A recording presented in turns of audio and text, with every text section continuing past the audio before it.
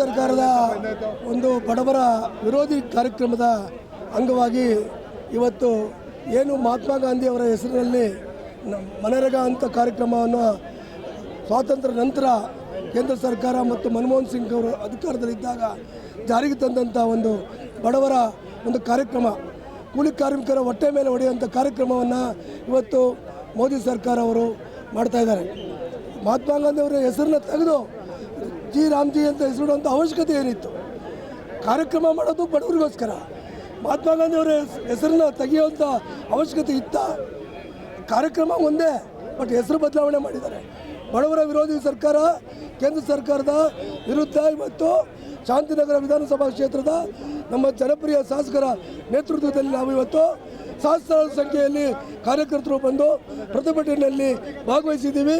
ಕೇಂದ್ರ ಸರ್ಕಾರಕ್ಕೆ ಮತ್ತೊಮ್ಮೆ ಧಿಕ್ಕಾರವನ್ನು ಹೇಳಲಿಕ್ಕೆ ಇಚ್ಛೆಪಡ್ತೀನಿ. ಸರ್, ಇವಾಗ ನಮ್ಮ ಬ್ಲಾಕ್ ಅಧ್ಯಕ್ಷರು ಅದೆಲ್ಲ ಹೇಳಿದಾಗ ಇವರು ಏನಾನ ಒಂದು ಕಾರ್ಯನ ರೂಪಿಸ್ತೀರಾ ಪರವಾಗಿಲ್ಲ, ಕಾರ್ಯನೇ ರೂಪಿಸ್ತೀರಾ ಇರೋದ್ರನ್ನ ಕಿತ್ತಿ ಹೆಸರು ಚೇಂಜ್ ಮಾಡ್ತಾ ಇದ್ದಾರೆ.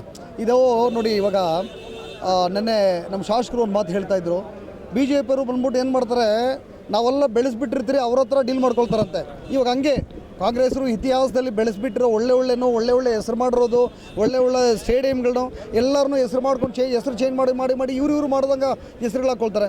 ಅದು ಯಾ ನ್ಯಾಯ? ಇವತ್ತು ಎಲ್ಲ ಹೋಗ್ಬಿಟ್ಟು ಜೇನುಗೂಡಿಗೆ ಕೈ ಹಾಕ್ದಂಗೆ ಓಕೆ ನಮ್ಮ ಮಹಾತ್ಮ ಗಾಂಧೀಜಿ ಅವ್ರ ಹೆಸರನ್ನೇ ಚೇಂಜ್ ಮಾಡೋ ಲೆವೆಲ್ಗೆ ಹೋಗಿದ್ದಾರೆ.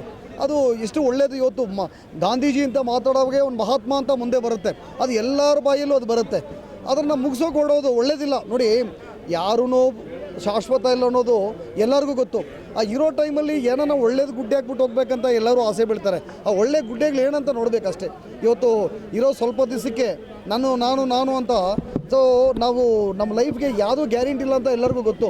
ಶಾಸಕರು ಹೇಳ್ತಾ ಇರ್ತಾರೆ ಯಾವಾಗಲೂ, ಎನ್.ಎ. ಹ್ಯಾರಿಸ್ ಸಾಹೇಬರು, ಒಂದು ಮೊಬೈಲ್ ತೊಗೊಂಡ್ರೆ ಅಟ್ಲೀಸ್ಟ್ 1 ವರ್ಷ ಗ್ಯಾರಂಟಿ ಇದೆ.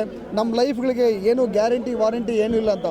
ಈ ಥರ ಒಂದು ಪರಿಸ್ಥಿತಿಯಲ್ಲಿ ಅದನ್ನು ಕಿತ್ತಿಲ್ಲಾಕೋ, ಇದು ಚೇಂಜ್ ಮಾಡೋ, ಅದು ಚೇಂಜ್ ಮಾಡೋ.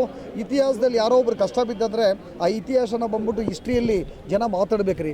ಅದನ್ನು ಬಿಟ್ಬಿಟ್ಟು ಅದನ್ನೇ ಮುಗಿಸ್ಬಿಟ್ಟು ಓಡಬೇಕಂದ್ರೆ ನಾವೇನು ಗುಡ್ಡೆ ಹಾಕಿರೋದು ಹೇಳಿ ಫಸ್ಟು, ಅದು ಇಂಪಾರ್ಟೆಂಟು. ಸೊ ಅದರಿಂದ 1000 ಜನ ಬಂದಿದ್ದೀರಿ ಇಲ್ಲಿ ನಮ್ಮ ಶಾಂತಿನಗರ ಕಾನ್ಸ್ಟಿಟ್ಯೂನ್ಸಿ ಎನ್.ಎ. ಹ್ಯಾರಿಸ್ ಸಾಹೇಬರು ಕಾನ್ಸ್ಟಿಟ್ಯೂನ್ಸಿಯಿಂದ ತುಂಬ ಜನ ಬಂದಿದ್ದೀರಿ. ಸೊ ನಮ್ಮ ಪ್ರತಿಭಟನೆ ಓಕೆ ನ್ಯಾಯಕ್ಕೋಸ್ಕರ. Thank you. ಜೈ ಹಿಂದ್, ಜೈ ಕರ್ನಾಟಕ.